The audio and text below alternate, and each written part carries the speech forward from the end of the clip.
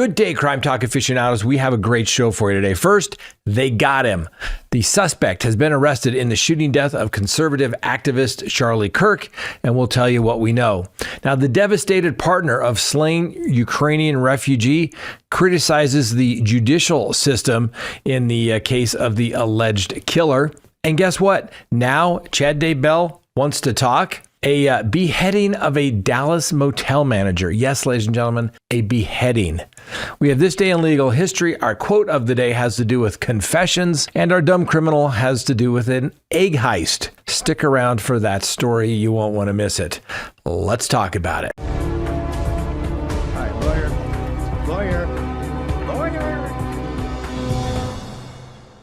Good day, everyone. My name is Scott Reich, and this is Crime Talk. Thanks for joining us. You know the drill. Subscribe if you haven't. Like if you do. Leave me a comment below. Hit that little bell for notifications. And yes, you can check us out anytime on any of your favorite podcasting apps. Before we get to the docket, let me remind you to go to crimetalksearch.com. Sign up for that background subscription service. When you do, you'll be able to do as many background searches on anyone here in the United States that you desire. You get a report emailed to you literally within minutes from typing in a name, and it's going to have email addresses, social media presence. You're going to find out phone numbers associated with this individual. You're going to see if there are any criminal history, arrests, convictions that show up. Sex offender registration. You're going to find out if they're married. Are they divorced? Check out somebody that's coming into your life, or maybe somebody you're not sure should stick around in your life.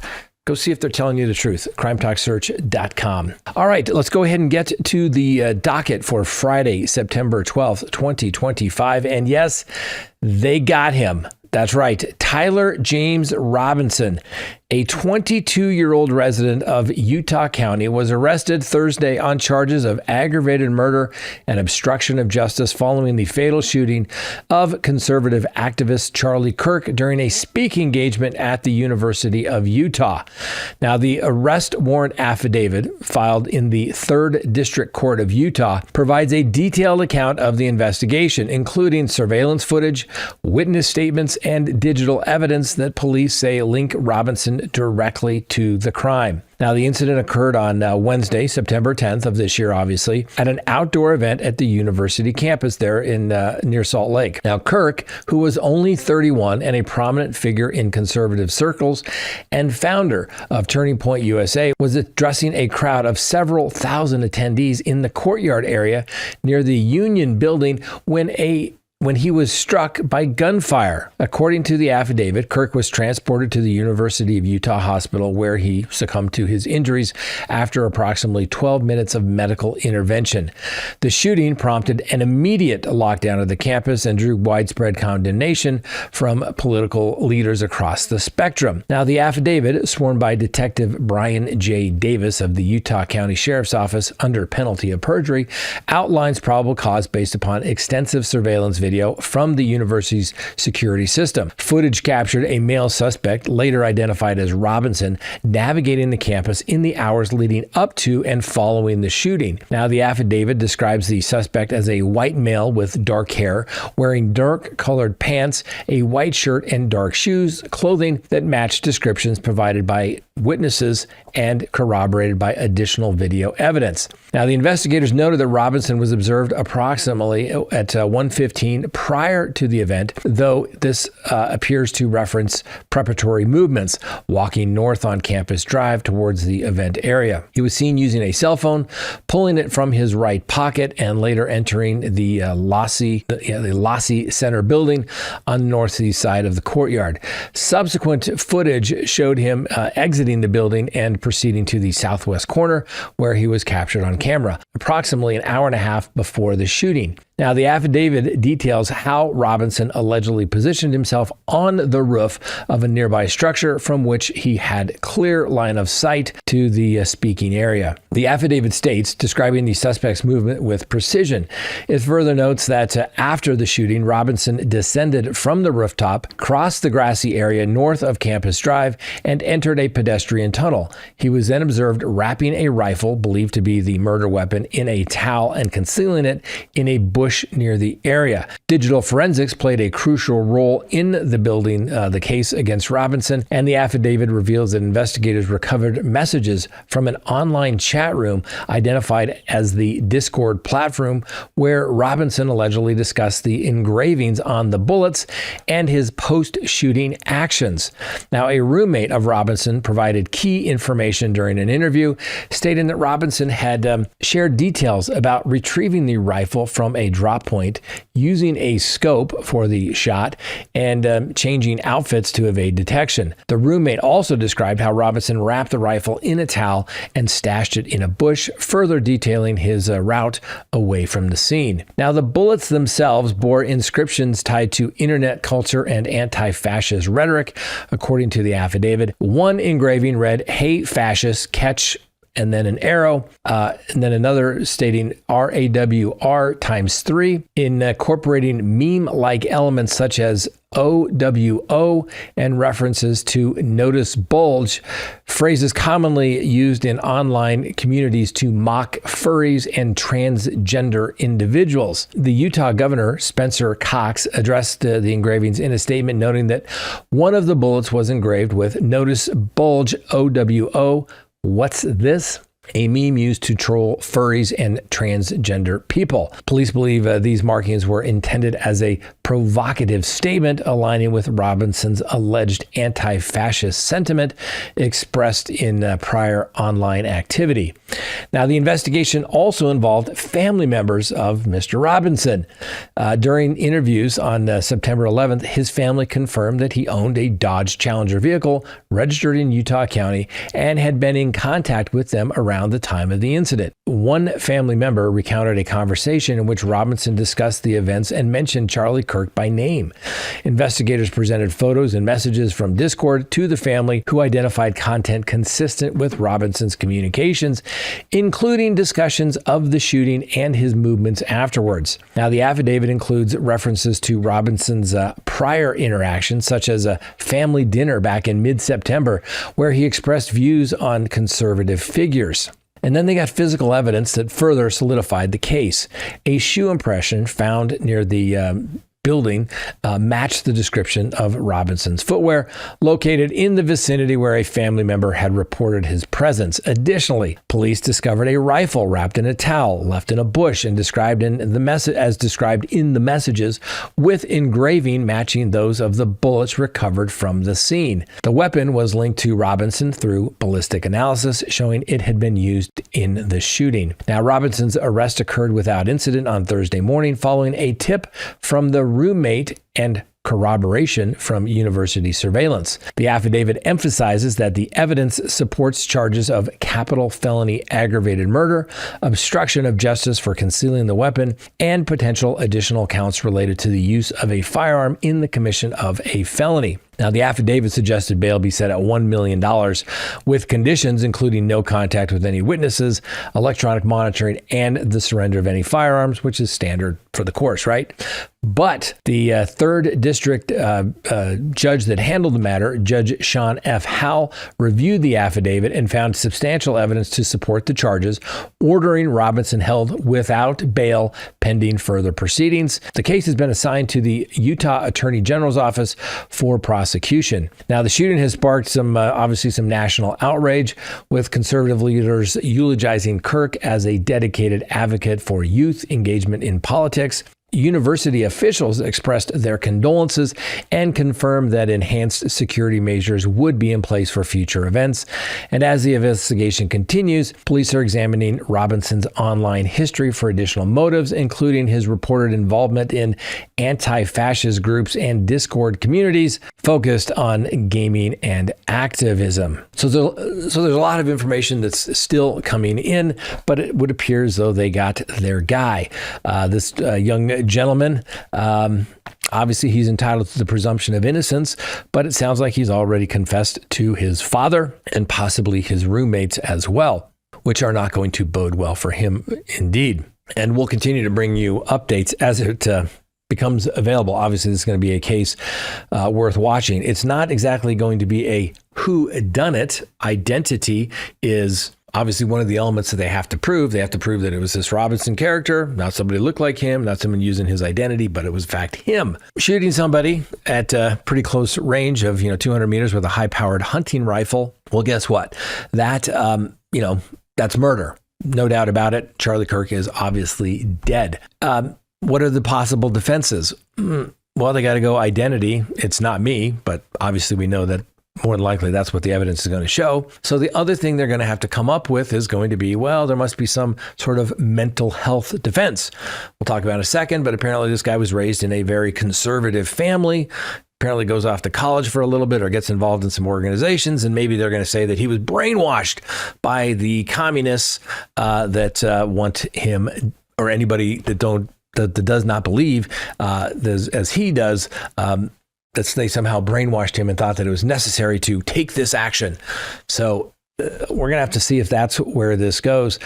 But at first blush, that would basically be about all he's got. So let's talk about Erica Kirk, the widow of Charlie Kirk, has demonstrated remarkable composure and on Thursday evening acknowledged supporters during a somber transport of her husband's remains to a chapel in Arizona. Now, dressed in black attire and sunglasses, the 36-year-old arrived following the repatriation of Kirk's body from Utah aboard Air Force Two.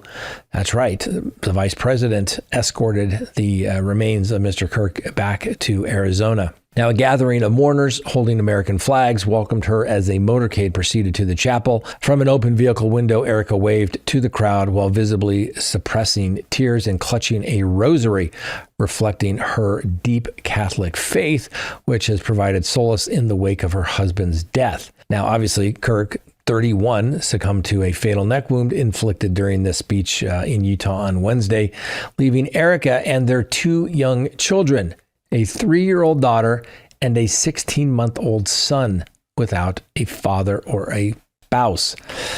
Now, like I said, Erica was supported by Vice President J.D. Vance and his wife, Usha, throughout the journey. And Usha offered physical comfort, holding Erica's hand as they disembarked the plane. They were both dressed in mourning black. Now, the procession included Kirk's parents and children who had been present at the incident. And the National Guard personally handled the mahogany casket during loading and unloading. President Trump has expressed condolences to Erica, describing her as a profoundly affected, and confirmed his attendance at the forthcoming funeral. Now, we have to also mention, well, there's going to be all kinds of crazy theories. I was looking on X today, and they're already there. People are saying it couldn't have been him. No way could a 22-year-old shoot like that. Oh, yes, somebody could, particularly when you've been raised about firearms and things of that nature. It's my understanding, although the family has a construction company now, but dad is was a retired sheriff deputy after serving some 27 years. And so I'm sure he had exposure to firearms. That is not a tough shot. That type of rifle, a scope, I guarantee you, give anybody 5 shots with no prior experience, they could still make that shot. It wasn't that particularly complicated, but people are always saying, no way he could do it. Oh, it doesn't look like him. And of course, we're going to hear from the grandmother, right?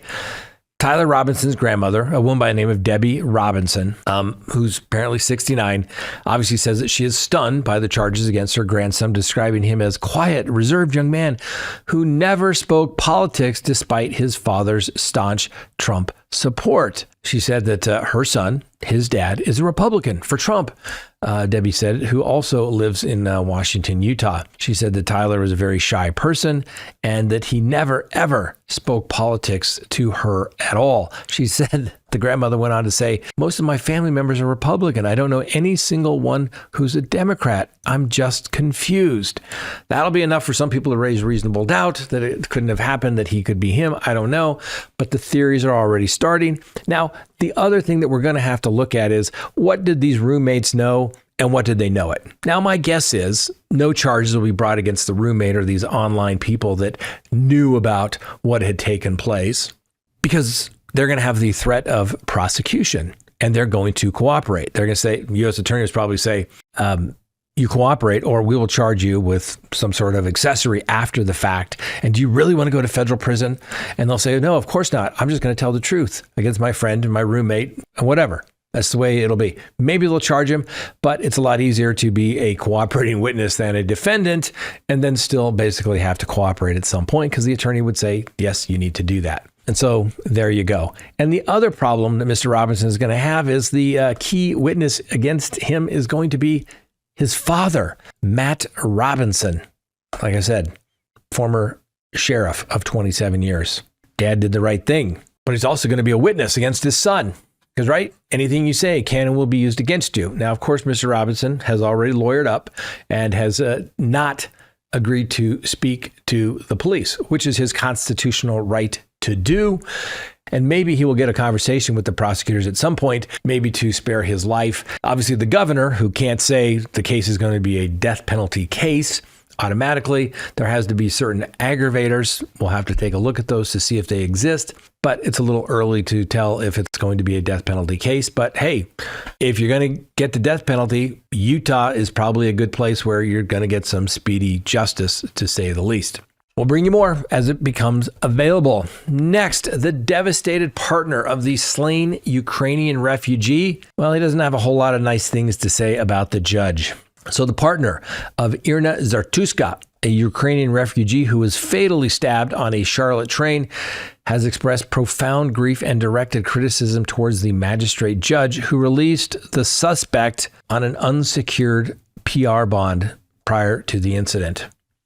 So Stanislav Nikolatiza posted a photograph of himself and Zartuska on the Instagram account on Wednesday, depicting the couple in their bathing suits. This marked his initial public response following Zartuska's death. Now, throughout his Instagram stories, he shared reposts that condemned Magistrate Judge Teresa Stokes for granting release to the accused, De Carlos Brown, without requiring bail approximately 7 months before the August 22 attack on the Charlotte area transit system. One such repost alleged that Judge Stokes lacks qualifications because she's not a licensed attorney. Brown, who has a record of more than 14 prior arrests, was released in January under a written promise to appear in a court.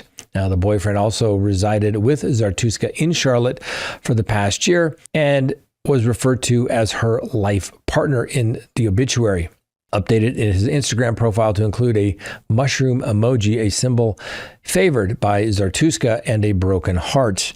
Now, according to the family's statement, they have concerns when Zartuska failed to return home as expected, with her phone location indicating that she remained at the train station. The statement noted that she had messaged her partner earlier that evening, assuring him of her imminent arrival. Upon reaching the station, family members were informed that she had succumbed to her injuries at the scene. Now, Zartuska, along with her mother and two younger siblings, left Ukraine amid the ongoing conflict back in August of 2022. In the ensuing 3 years, she established a stable life in the United States, forming meaningful connections with those around her, as described by her family. Over 100 individuals from an assisted living facility where she had been employed earlier in her time in the United States attended her memorial service, with transportation arranged to accommodate residents, according to an uncle who spoke to the press. The family explained that the decision to relocate the family was prompted by an image of them seeking shelter in a bomb shelter near Kiev during the hostilities there in Ukraine. Zartuska had integrated sufficiently into American life that her family requested that her burial be in the United States, declining an offer from the State Department to cover the costs of repatriating her remains to Ukraine. The family emphasized that the family's intent, though they sought to establish a new existence in this country without imposing any burden. In their statement, the family conveyed deep sorrow, stating, "We are profoundly heartbroken. Irina sought refuge here and security and tranquility, yet her life was taken in a tragic manner. No family should endure such a loss," they said. Anyway, they further urged the authorities and the Charlotte area transit system to implement measures enhancing public safety, noting that this incident could have affected any passenger on the light rail that evening. And they said that we are dedicated to preventing future occurrences. Sad, sad story, ladies and gentlemen. I get it. This lady comes here as a refugee. She's doing what she's supposed to be doing. She's working hard. She's assimilating into the American culture. And then she gets stabbed randomly in the neck by Mr. Brown for no apparent reason. Now, once again, what's the common theme? We're waiting to see what's going on with the mental health issues because Mr. Brown has mental health issues, apparently a diagnosed schizophrenic. But his family said this guy should not have been out. He's a danger to the community. But apparently the judge knew better. The judge knew better. Next on the docket. Now, Chad Daybell wants to talk. That's right. Chad Daybell, the ever-eager storyteller, has decided it's high time to grace us with his unvarnished truths straight from the cozy death row accommodations, courtesy of his devoted daughter's assistants. Behold the fresh online gem known as Letters from Chad, promising raw, no-hold-barred dispatches from the infamous convict's spot at the Idaho's top-tier lockdown facility there in Kuna, Idaho. Last year, a jury thoughtfully bestowed upon him a death sentence following convictions of the untimely demise of his former spouse, Tammy Daybell, and their two youngsters, Joshua J.J. Vallow and Tylee Ryan, from his present partner, Lori Vallow Daybell, who's comfortably ensconced in a life term for identical offenses. Now, the writing started popping up on the site and X toward the close of August. Now, Daybell's offspring, Emma Murray, graciously affirmed their legitimacy in a message to the U.S. Sun. She said, quote, "My dad, Chad Daybell, got handed a death verdict by Idaho's finest. So I whipped up an X page to broadcast his musings. Thought you'd find it riveting," she essentially conveyed to the news outlet. Now, Murray, alongside her sibling Garth Daybell, loyally took the stand in their father's defense during the proceedings back in 2021. They joined their three other kin on 48 Hours to proclaim his utter innocence, insisting it was all a grand setup.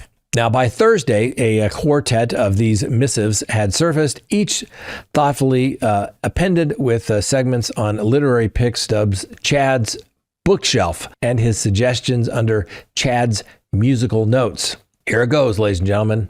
Greetings, dear acquaintances. Chad Daybell here, penning from my humble abode in Idaho's elite security setup. He kicks off in the first entry. This marks the debut of many such communications. A heartfelt nod to all who've showered me with notes and cards during my stay. Your encouragement was just the boost I needed. I savored every bit. He assures us he's nicely acclimated since his June 2024 intake, and as the freshest face on the execution block, he humbly declines to spill on routines or fellow residents. He says, I'm opting for this channel to deliver my narrative pure and unalerted right from the source, he declares. I'm well aware of the monstrous caricatures the press has painted. Honestly, it's a stranger to me. I'm no dreaded cult figure, no schemer, no slayer, never was. Just your average dad, granddad, spouse, offspring, sibling, and pal with the unshakable devotion to Jesus Christ's teachings. Daybell attributes his stoic courtroom demeanor to sage legal counsel. Remain impassive, avoid grins, suppress feelings amid the exhibits. Standard fare, he notes, though it painted him as a heartless, the antithesis of his true warm self. I echo your sorrow, anguish, and mourning for Tammy, Tylee, and JJ's passing, he notes. Answers elude me still, but rejoice, a fuller tale awaits in appeals. Subsequent entries delve into the missionary days for the Church of Jesus Christ of Latter-day Saints in New Jersey. He got the boot from them in August of 2020 after the kids' remains turned up on his property. One dispatch is a touching ode to Tammy, saying, quote, I adored her, and that hasn't faded. She was my eternal companion, birthing our 5 stellar kids we crafted a splendid clan of almost 3 decades, with me ever vigilant for her well-being. She grounded me. Harming her? Unthinkable, he professes. In yet another, he posts Tammy's endured prolonged ailments prior to her exit, spurning medical aid in favor of natural remedies per her convictions. He recounts her bouts of hacking, joint inflammation, blackouts, and even fatigue. The eve before her departure, she returned exhausted from prepping the school's book fair setup. That night, she confided in kin about feeling off, endured a fierce cough, and vomited. We retired, and come dawn, she'd slipped away. More of the grim morn on the aftermath, he scribes. He adds, news of her going rippled shockwaves. Such was her profound radiant impact. The void lingers daily. I yearn her eternally. Yet a parade of colleagues, pals, and relatives swore under oath at the trial that Tammy exhibited zero malaise, stayed vigorously active with Zumba sessions, and voiced no health complaints. As you may recall, Chad skipped the witness stand and has kept mum publicly since his apprehension more than half a decade back. Curiously, Lori Vallow Daybell, remains unmentioned thus far in his writings. Do you think maybe the romance, the love is gone? I don't know. We'll have to see if anything comes out, but interesting now he wants to talk about it. All right, ladies and gentlemen, next on the docket, a beheading. That's right, a beheading of a Dallas motel manager. Unbelievable. What the hell is going on, ladies and gentlemen? Now, I know it goes on all the time. I'm the one that tells you this all the time. But this particular video, we're not going to show it, but it actually shows the deceased's head rolling into the parking lot where the evildoer, alleged evildoer, picks up her head, carries it off, and apparently then throws it in a dumpster. So let's get to the story. Now, remember, the weapon of choice in this particular case, a machete.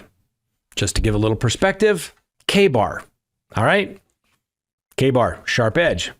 Machete, sharp edge, right? Yes. But look, you can also usually get the little serrated edge as well. So like if you need to chop or cut a piece of wood off. Yeah, that's what allegedly took place. Unbelievable. But fortunately, I have a collection of knives, so I'm able to provide some demonstrative aids here. Anyway, let's get to the story. So police have arrested a 37-year-old man from Cuba, identified as Jordanis Cobos Martinez, in connection with the gruesome murder of a motel manager in Dallas. So Cobos Martinez, who possesses an extensive criminal background, was reportedly released from federal custody earlier this year. The incident occurred on the morning of September 10th this year at the Downtown Suites Motel, where the suspect allegedly used a machete to decapitate the victim in the presence of his family. Now, according to the arrest affidavit, the altercation began when Cobos Martinez was cleaning a room alongside another employee engaged in a dispute with the manager, a woman by the name of Chandra, and I can't even begin how to pronounce the last name, but it's spelled Nagamallayah. Nagamallayah. Anyway, we'll refer to her as Chandra, instructed the workers not to operate a malfunctioning washing machine. Rather than communicating directly in Spanish, the manager requested that the other employees relay the directive, which provoked Cobos Martinez's anger. Video captured the suspect exiting the room, retrieving a machete, and initiating an assault on Chandra. The manager fled to the motel office where his wife and son were present, but the attack persisted. Despite attempts by the family to intervene, Cobos Martinez continued the assault until the victim's head was severed from his body, as detailed in the police reports. Now, following the decapitation, the suspect allegedly kicked the severed head twice into the adjacent parking lot, retrieved it, and discarded it into a dumpster. Needless to say, witnesses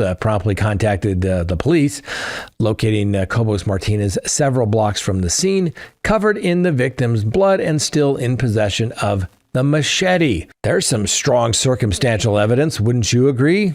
Blood of the victim? Machete? Yes. Anyway, during a subsequent video recorded interrogation, he confessed to the killing, and Cobos Martinez has previously been detained by ICE at the Blue Bonnet Detention Center in Anson, Texas. He was released in January due to the absence of deportation flights to Cuba stemming from his criminal record. Apparently, Cuba doesn't want their criminals back. Anyway, ICE spokesperson described the act as barbaric and confirmed that, well, now we got a detainer on him, and we know where he is at the Dallas County Jail, where he remains in custody. The spokesperson further noted that the suspect allegedly used a machete to behead a merchant following an argument in the presence of the merchant's spouse and child, and reportedly kicked the victim's head around like a soccer ball. Needless to say, Mr. Cobos Martinez faces charges of capital murder and is being held without bond. I guess that's one way of not going back to Cuba. His criminal history includes a 2018 charge of aggravated assault in Harris County, Texas, to which he pled guilty on a reduced misdemeanor assault count, resulting in a 1-year jail sentence. During that period, he was also sought in California for a carjacking, false imprisonment, and failure to appear in court, leading to his extradition to the state. Additionally, in 2017, he was apprehended in South Lake Tahoe, California, for attempting to carjack a 22-year-old woman while unclothed, according to court records. So, I mean, there's one you don't hear about every day. I've had a couple of machete cases over the years. One, I think I mentioned before, where a couple of maintenance individuals got into an argument. One guy went to his car, grabbed a machete, and came up to the individual who had his arm on the car window door there.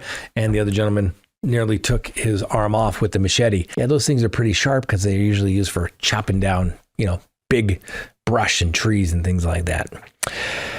Can't make this stuff up, ladies and gentlemen. It's a violent world out there. Be safe, my friends.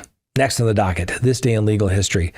September 12th, 1787, George Mason suggests adding the Bill of Rights to the United States Constitution during the Constitutional Convention, but the original motion was defeated, obviously influencing later amendments, because remember, the colonies would not pass the Constitution without the Bill of Rights, a limit on government power. That's right, because they knew what would happen if you didn't have limitations. Most constitutions say what the government can do.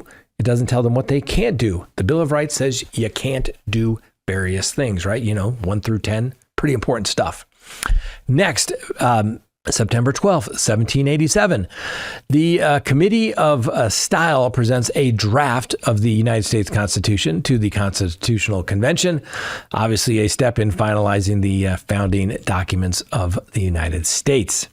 September 12th, 1910, Alice Stebbing Wells is appointed as the first female police officer in the United States by the Los Angeles Police Department. On September 12th, 1958, the United States Supreme Court unanimously rejected a state government's challenge to Brown v. Board of Education of Topeka, Kansas, which had overturned segregation. That's right. In Cooper v. Aaron, the state government of Arkansas challenged the authority of the court to implement desegregation. The court responded by forcefully reasserting its authority and authority of the federal government over the states. It's called the Supremacy Clause, ladies and gentlemen. If there is a conflicting law in the states and the federal law is there, guess what? The supreme law of the land trumps what takes place in the states. It's called the Supremacy Clause. And next, on September 12th, 1975, violence erupts in Boston, Massachusetts over court-ordered school busing for desegregation, obviously highlighting tension in implementing the civil rights laws. Remember, that's the Great White Flight, where people left the cities and went to the suburbs, and then people were going to be bused, even though you may have a school a couple feet, literally a few blocks away from you. You were going to be bused across town to make sure that the schools were integrated. Think the last of the court supervision of busing ended about 10 years ago, just to give you some perspective as to how long it's gone on. Next, how about a legal quote of the day dealing with confessions, just like Mr. Robinson allegedly, right? A confession is wholly and incontestably voluntarily only if a guilty person gives himself up to the law and becomes his own accuser.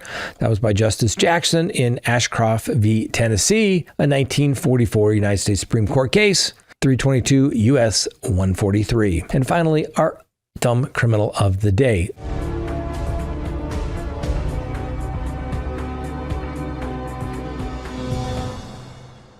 An egg heist That's right. A pair of Yolky Yahoos swipes a vintage Humpty Dumpty from a Jersey Shore putt-putt paradise. Can you imagine, ladies and gentlemen? In a shell-shocking twist straight out of a fractured fairy tale, a beloved nursery rhyme icon took an unnecessary tumble, not from a wall, but courtesy of some shell-for-brains bandits. Over the weekend, a duo of deviled delinquents targeted Cape May's Ocean Putt Mini Golf, a seaside staple since 1964, and made off with its iconic vintage Humpty Dumpty statue. Surveillance footage captured the caper in its all pre-dawn absurdity. One whisker twister scaled the Jackson Street fence like a cat burglar on caffeine, then wrestled the life-sized blue and yellow-clad figure from its perch with the grace of a butterfingered baker. Police from Cape May Police Department report the pilfered piece, complete with its eerily cheerful grin, was ditched just a hop, skip, and a jump away, looking worse for the wear, but mercifully not in omelet form. No, all the king's horses required, though repair might call for a spot of glue of good humor. The family-run spot, perched prettily by the waves in the tourist hotspot, have long been a hole-in-one for vacation vibes. Now police are circulating clips of the two Sunnyside suspects, seemingly spry young fellows, in a bid to scramble up tips and whisk these whiskerless wonders into custody. Think you've got the scoop? Crack a wise comment in the comments below. All right, ladies and gentlemen, we have a bonus feature today. That's right. It's that time of the month again. The BattlBox has arrived. Dun, dun, dun. And it's a big one today. Look at this. Hope you can still hear me. The BattlBox arrives. It arrives. I don't know what's in it yet, but we'll have to wait and see. And what do we have inside the BattlBox? First item. Ooh, well, first we got to check out the description. Now understand, this is an unpaid promotion. I just get this. I think it's kind of interesting. But let's see. First, we have the Wicked Rescue Burn and Wound Balm. There you go. Never know when you need a little balm to stop the healing. Then we got the new Millennium Energy Bars. Chocolate Raspberry. Oh, here's another one. Lemon. Ooh. Throw those in your backpack next time you may need them, right? We have a Blowfish Survival Tent. Where is that? Is that, that's this. Look, little survival tent. How cool is that? Blows up into a little tent there. Look at that. Such cool stuff. See, stuff that I really don't need. Probably would never go out and buy for myself, but yet it comes every month just when you think you need it. We have a bit driver. Looks like the M300 Precision Bit Driver, the compact magnetic driver with retention sleeves, built-in bit storage and rubber overmold grip, perfect for field repairs, electronics, optics, and those moments when precision saves the day. Never know when we may need that. Oh, but there's a couple of big items that remain in here. How about a waterproof backpack? Oh, yeah. Look at this. I like this already. Look at that. Ooh. I think we may have to take this out of the package and see what we've got here. Oh, yeah. I've only got about 10 of these that I've gotten over the years. But, oh, yeah. It's got a nice little backpack here. Nice padding. Look at that on the back. It's big. Oh, look how waterproof, and look at the inside. You can't really see the insides, but I'm telling you, it's got like good pockets in there. So you got that. We got that going for us. And then finally, what would be your BattlBox without a knife, right, Frank? Don't we get a knife every month? We do. And this is a BattlBox designed by Doug Marcada. It is a limited first release fixed blade designed in partnership with legendary blade expert Doug Marcada, judge on Forged in Fire, founded by Marcada Cali, a military vet and one of the most respected names in modern knife combat. Debuted in Battle Game Season 1s during the final knife scene and was now yours before anyone else's. Look at the size of this thing. My goodness. Good thing we're not live, Frank. Otherwise, they wouldn't let us do this. But since it's not live, let's just take a look at it because, you know, oh, look, really long knife there, isn't it? With a little serrated edge there at the top. That could leave a mark. That could leave a mark. All right. That's all we have today, ladies and gentlemen. I guess I'll just strap this on and maybe carry it around the office, I guess, because you never know when you may need to open a package or an envelope, right? I guess that will just walk around like that around the office. Oh, you need that envelope opened? Let me help you out. All right. That's all we have for today. Thanks for watching. Have a wonderful weekend. And yes, remember, the Constitution matters.